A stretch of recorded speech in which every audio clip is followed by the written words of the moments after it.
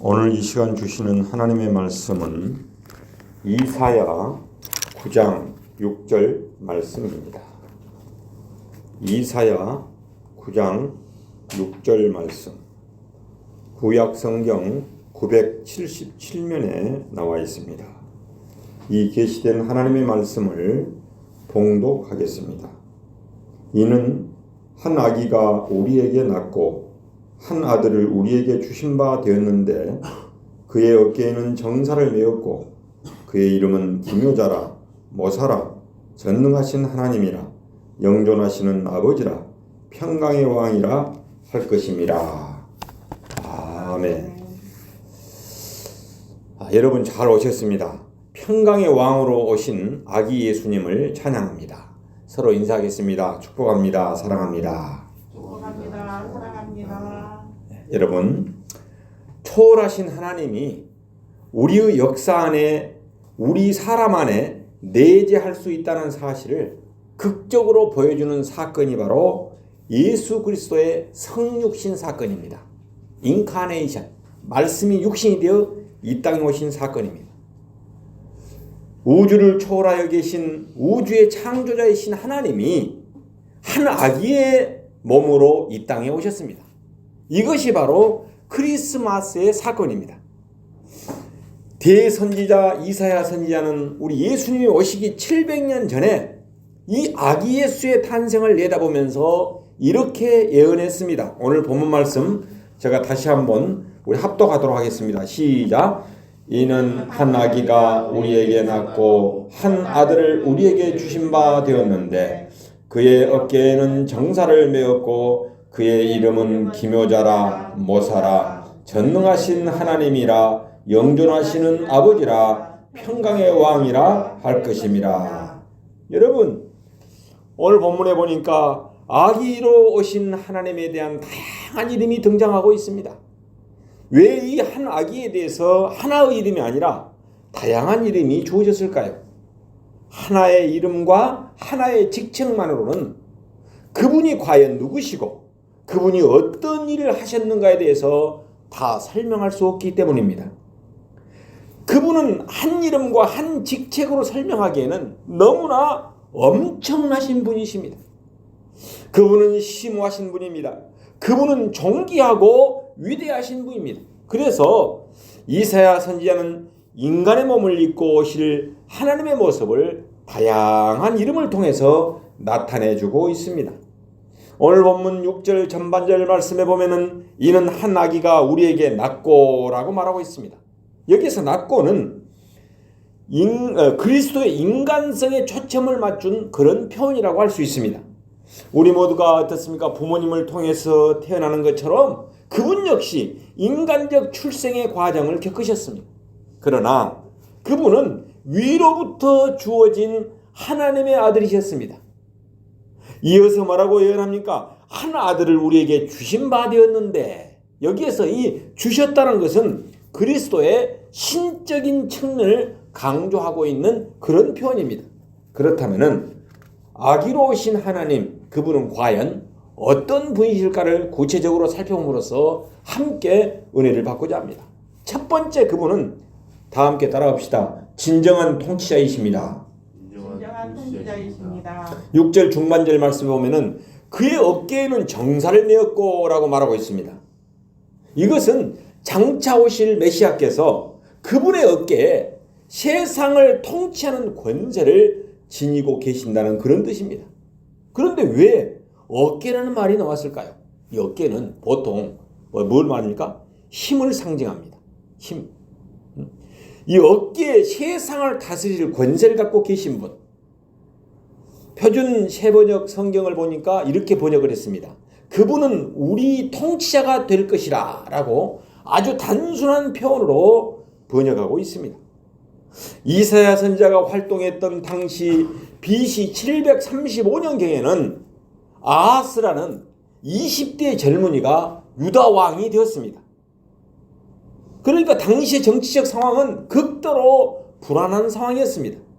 그 시대의 세계를 제패하고 있었던 아시리아의 제국, 즉 디글랏 빌레셀이라는 통치자가 허시탐탐 팔레스타인 땅을 위협하고 있었던 것입니다. 이 위협에 대처하기 위해서 북이스라엘하고 시리아는 연합을 합니다. 그래갖고 아시리아에 대해서 대결 태세를 취하게 됩니다. 뿐만 아니라 이 연합국은 남쪽 유다 왕국에까지 연합을 요청합니다. 우리가 뭉쳐가지고 대적을 하자는 것입니다. 그러나 아시리아의 보복이 두려웠던 유다 왕 아하스는 그의 제의를 거절하게 됩니다. 그랬더니 북이스라엘하고 시리아가 딱 연합을 해갖고 유다를 공격에 들어왔던 것입니다. 그리고 점점 포위망을 좁혀 들어오고 있었던 것입니다. 결국 유다 왕 아하스는 누구한테 손을 내미냐? 아시리아의 구조 요청을 한 거예요. 이 안타까운 역사의 시점에 등장한 선지자가 누구냐? 바로 이사야 선지자인 것입니다. 이사야 선지자는 많은 예언을 했지만은 이 시대적 정황에 근거한 그의 예언을 한마디로 요약하면 이런 내용입니다. 사랑하는 왕이여, 그리고 백성들이여, 아시리아를 너무 믿지 마십시오. 우리가 이 마당에서 정말 믿을 분은 하나님 한 분밖에 없습니다. 하나님을 신뢰하십시오. 우리가 신뢰할 만한 대상은 왕도 아니요, 북이스라엘도 아니요, 시리아도 아니요, 아시리아 제국도 아닙니다라고 그는 오직 하나님을 신뢰하라고 목놓아 외쳤던 선지자가 이사야 선지자였습니다. 우리나라 역사에 비추어 보면은 유다의 상황을 훨씬 더 쉽게 이해할 수 있을 것입니다. 우리나라는 위기를 맞을 때마다 어떻습니까? 외세를 의지해서 문제를 해결하고 한 적이 한두 번이 아니었습니다. 그러나 결과는 언제나 우리 민족에게 손해였습니다. 그래서 한때는 미국도 믿지 말고 중국도 믿지 말고 일본에게 속지 말라는 말이 유행어처럼 돌기도 했습니다. 이런 정황 속에서 우리가 믿어야 할 대상은 아시리아 제국이 아니다는 것입니다. 하나님을 신뢰하십시오. 이사야 선지자는 한 걸음 더 나가서 좀 더 기다리십시오. 하나님께서는 마침내 역사의 지평선에 한 구원자를 아기로 보내실 것입니다. 그분이 바로 민족들을 통일하고 열방들을 통치하며 우리 개개인을 통치하실 진정한 통치자이십니다. 그분은 지금 오시고 있습니다. 그분은 반드시 오실 것입니다라고 이사야 선지자는 목놓아 외치면서 예언했던 것입니다. 유다 백성들은 하나님의 백성들입니다. 하나님의 백성들은 여전히 하나님을 의지하고 살아야 할 것입니다. 평소에는 하나님의 백성이라는 자긍심과 고백을 가지고 있으면서도 막상 삶의 결정적인 위기와 환난과 어려움 앞에 서서는 하나님을 의지하지 않는 모습을 볼 수 있습니다. 하나님을 의뢰하기보다는 사람을 의지하고 하나님의 방법을 생각하기보다는 인간적인 방법을 생각하게 됩니다. 그러면서 더 깊은 두려움과 절망 속에 빠져들어 버립니다. 바로 이것이 당시 유다 민족이 처해 있었던 역사적인 그런 정황이었습니다. 우리는 한 아기로 오신 예수님을 믿습니다. 예수님을 구주와 주인으로 영접했습니다. 그런데 왜 지금 처해 있는 이 안타까운 상황에서는 예수님을 의지하지 않습니까? 우리는 때때로 하나님의 자녀됨을 감사하게 생각합니다. 그러면서도 왜 안타까운 환경에서는 아버지 되시는 하나님을 의지하지 않습니다. 그것이 바로 당시 유다 백성들의 모습이었던 것입니다. 그들을 향해서 하나님이 쓰시는 대선지자 이사야는 이렇게 외쳤던 것입니다.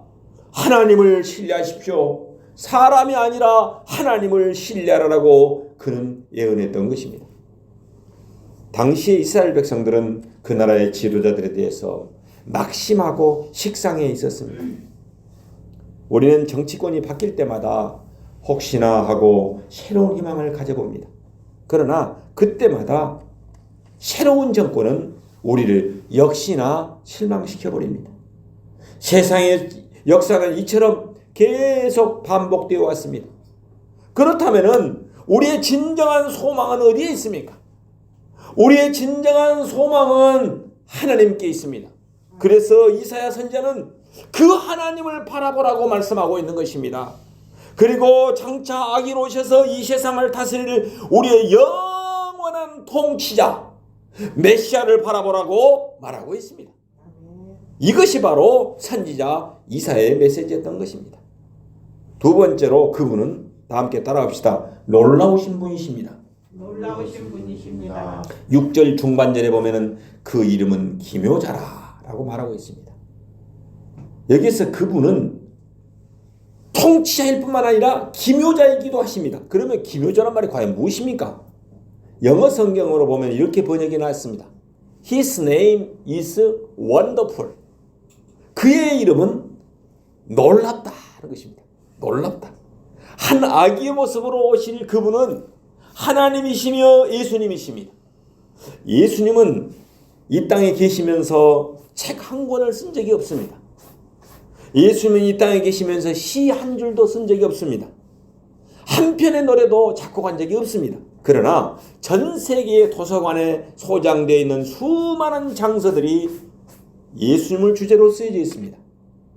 예수님께서는 한 채의 예배당도 건축한 일이 없습니다. 그러나 세상은 그분을 예배하는 교회들로 꽉 차 있습니다. 세계 막 그 십자가 모습을 한번 보십시오. 우리나라도 보면 십자가 저녁에 보면 그렇게 막 사방되어 있습니다. 어제 철마를 갔더니 철마에도 교회가 2개나 있더라고. 그 시골에도. 예? 그분은 진실로 놀라운 분이십니다. 그분은 탄생부터가 놀라웠습니다. 그분은 성령으로 한 여인의 몸에서 출생하였습니다. 그분의 가르침과 설교는 비범해서 사람들이 놀랐다고 합니다. 마태복음 5장 28절에 보면은 예수께서 이 말씀을 마치심에 무리들이 그 가르침에 놀라니라고 말하고 있습니다. 바리새인들과 율법사들과 달랐기 때문에 그 가르치심이 참 놀라웠습니다. 또한 예수님께서는 고향으로 돌아와서 회당에서 가르치는 모습을 보고 고향 사람들은 놀라워서 이렇게 말했다고 합니다. 이렇게 반응했습니다. 마태복음 13장 54절에서 55절 말씀, 고향으로 돌아가사 그들의 회당에서 가르치시니 그들이 놀라 이르되 이 사람의 지혜와 능력이 어디서 나느냐? 이는 목수의 아들이 아니냐? 그 목수의 아들 요셉의 아들이 아니냐? 라고 고향 사람들은 놀랐던 것입니다. 육신의 아버지 목수였던 요셉의 아들 예수님의 그 지혜와 능력은 상상을 초월했기에 고향 사람들은 놀라지 않을 수 없었던 것입니다. 예수님께서는 공생의 3년 동안 수많은 기적을 행했습니다. 눈먼 자, 안진뱅이, 중풍병자, 문둥병자 등등 치료해 주시고 죽은 지 나흘 된 나사로도 살려주시는 놀라운 기적을 행하였습니다. 또한 그분의 죽음은 얼마나 비범합니까? 말할 수 없이 비극적이면서 동시에 아주 감동적이었습니다. 감동적인 이유가 무엇입니까? 죽은 지 사흘 만에 다시 사셔버린 부활 사건이기 때문입니다. 그분은 다시 살아나 버렸습니다. 천사는 예수님의 성천의 광경을 바라보던 무리들에게 이렇게 메시지를 전달했습니다. 이르되 갈릴리 사람들아 어찌하여 서서 하늘을 쳐다보느냐? 너희 가운데 하늘로 올려지신 이 예수는 하늘로 올라가심을 본 그대로 오리라. 사도행전 1장 11절 말씀. 예수님께서는 떠나가시던 그 모습 그대로 우리 앞에 다시 나타나시겠다는 다시 오심의 약속, 재림의 약속, 이 얼마나 놀라운 약속입니까? 하나님께서 사랑하는 여러분, 인생살이가 힘듭니까? 공부하기가 힘듭니까? 감격과 감동이 사라진 지 오래되었습니까? 만일 그렇다면 2000년 전에 베들레헴의 아기로 오셨던 그 예수님을 영접하시기 바랍니다. 예수 그리스도에 대해서 알아보시기 바랍니다. 예수님에 대해서 한번 빠져보시길 바랍니다. 이 놀라운 그리스도께 취해보시길 바랍니다. 그러면은 우리의 삶에 새로운 믿음이 생기기 시작할 것입니다. 삶의 무료와 근태와 절망과 원망의 그림자가 들어져 있는 것은 바로 우리가 예수님을 그리스도로 제대로 알지 못하기 때문입니다. 예수님께 깊이 한번 빠져보시길 바랍니다. 미쳐야지만이 미칠 수 있습니다. 앞에는 미칠 광자, 뒤에는 도달할 달자. 예수님께 한번 미쳐보십시오. 예수님을 한번 사랑해 보십시오. 예수님께 한번 취해 보시기 바랍니다. 그러면은 새로운 믿음이 돋아날 것입니다. 삶의 새로운 생명력이 움틀 것입니다. 그분은 참으로 놀라운 분입니다. 원더풀 맨입니다. 세 번째로 그분은 다 함께 따라합시다. 진정한 상담자요. 진정한 상담자요. 진정한 지혜자입니다. 진정한 지혜자입니다. 여러분, 오늘 본문 말씀에 보면은 그분의 이름은 모사라라고 나와 있습니다. 이 모사, 꽤 모자 선비사자인데 모사라는 말은 뭐냐면은 남을 도와서 꾀를 내는 사람입니다. 계책을 계획하는 사람, 지략이 뛰어난 왕의 상담자 내지는 조언자를 말합니다. 그래서 구약에 보면 왕을 도왔던 아이도벨 같은 사람을 모사라고 표현되고 있는 것을 볼 수 있습니다.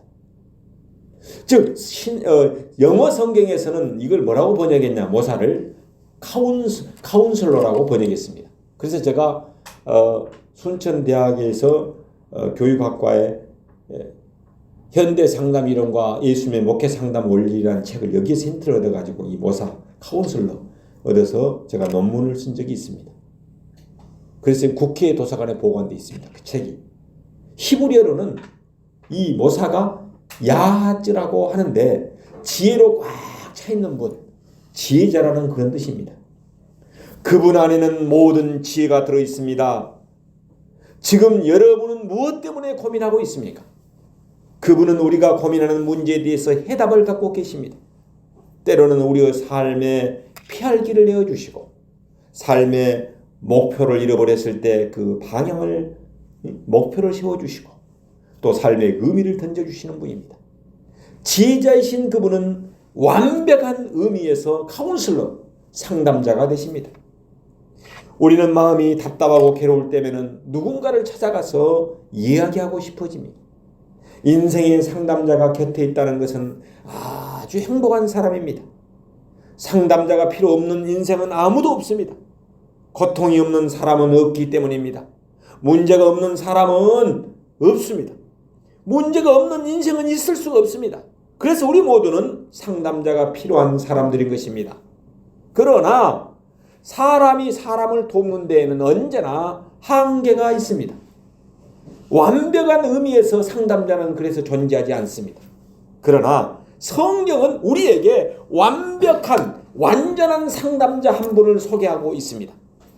인간의 모습으로 오신 예수 그리스도, 그분이 바로 완전한 상담자인 것입니다. 우리 예수님께서는 함께 계실 때 제자들은 아무것도 걱정할 필요가 없었습니다. 그렇기 때문에 예수님이 떠나신다는 말을 듣고 제자들은 깊은 근심에 빠져버렸습니다. 그때 예수님이 제자들에게 약속하신 말씀이 무엇입니까? 오늘 우리 현인이가 기도했던 그 보혜사 성령에 대한 약속을 해주셨습니다. 요한복음 14장 16절 말씀, 내가 아버지께 구하겠으니 그가 또 다른 보혜사를 너희에게 주사 영원토록 너희와 함께 있게 하시리니 라고 약속했습니다. 자신을 대신해서 오실 성령님을 가리켜 예수님은 보혜사라고 부르셨습니다. 보혜사란 말은 위로자라는 말로서 여기에 해당하는 단어는 하나님의 보내심을 받아 나를 돕기 위해서 내 곁에 서 계신 분이라는 그런 뜻을 담고 있습니다. 그래서 보혜사는 위로자, 변호사, 상담자 이렇게 풀어서 설명하고도 있습니다. 내 곁에서 나와 함께 걸어주시는 분, 내 신음소리를 들어주시는 분, 내 눈물을 보고 계시는 분, 내 가슴 속에 상처를 치료해 주시는 분, 그분은 위로자이십니다. 그분은 진정한 상담자이십니다. 예수님께서는 이 세상을 떠나기 직전에 이렇게 약속하였습니다. 마태복음 28장 20절 말씀, 볼지어다 내가 세상 끝날까지 너희와 항상 함께 있으리라. 여러분, 이 예수님을 주인으로 여러분 받아들이시길 바랍니다. 예수님을 신뢰하시길 바랍니다. 그분이 함께 하시는데 우리가 걱정할 일이 무엇이 있겠습니까? 우리에게 한 아기가 태어났고 이 아기로 오신 예수님, 그분은 행복한 아기로 오신 분이 아니었습니다. 그분은 고통스러운 아기로 이 땅에 오셨습니다. 그는 태어나자마자 구유에 누워졌을 뿐만 아니라 헤롯이 던지는 그 살육의 칼, 이 살육의 칼을 피해서 애굽으로 도망해야만 했습니다. 그분의 인생은 처음도 고통이었고 마지막도 고통이었습니다. 그분의 삶이 이렇듯 고통의 연속이었기에 그분이 우리의 인생들을 누구보다도 잘 이해하신다는 사실을 여러분 아십니까? 히브리서는 아기 예수님에 대해서 이렇게 말씀하십니다. 우리에게 있는 대제사장은 우리의 연약함을 채울하지 아니하시는 자가 아니오라고 말씀하십니다. 그분이 고통을 받았기 때문에 내 고통, 나의 아픔을 이해하신다는 것입니다. 그분이 고통을 경험하였기 때문에 내 고통을 이해하실 수 있는 것입니다. 그분이 절망을 경험했기 때문에 내 절망을 이해하신다는 것입니다. 그분이 오해를 받으셨기 때문에 내 억울함을 이해하십니다. 그분이 슬픔을 당했기 때문에 내 슬픔을 아시는 것입니다. 그 고통을 아시는 바로 그분께서 지금 우리를 은혜의 보좌 앞으로 초청하고 계십니다. 그분은 상담자이십니다. 지금 마음이 쓸쓸하고 외롭고 우울하십니까? 아기로 오신 예수 그리스도, 인생의 고통을 홀로 짊어지시고 우리의 고통을 치유하기 위해서 오신 상담자이신 그분을 만나시기를 바랍니다. 그분을 통해서 치유를 경험해 보시기를 바랍니다. 그러면 우리의 인생이 새로워질 것입니다. 우리의 통치자요, 놀라우신 분이요, 상담자 되시는 예수 그리스도를 만나는 메리 크리스마스가 되시기를 예수 이름으로 축원합니다. 아멘. 기도하겠습니다. 하늘에는 영광, 땅에는 평안을 주시는 하나님 아버지, 감사와 영광을 하나님께 올려드립니다. 대림절 4번째 주일을 맞이하여 한 아기를 이 땅에 메시아로 보내주심을 감사드립니다. 그분은 통치자요, 놀라우신 분이요, 상담자로 보내주심을 감사드립니다. 평강의 왕으로 보내주신 예수 그리스도를 구주요 주인으로 영접하고 살아감으로 행복한 성탄절 남은 일생이 되게 하여 주옵소서. 온 인류의 소망이 되시는 예수 그리스도 이름으로 기도 올립니다. 아멘. 하나님께 영광의 박수 올리겠습니다. 감사합니다.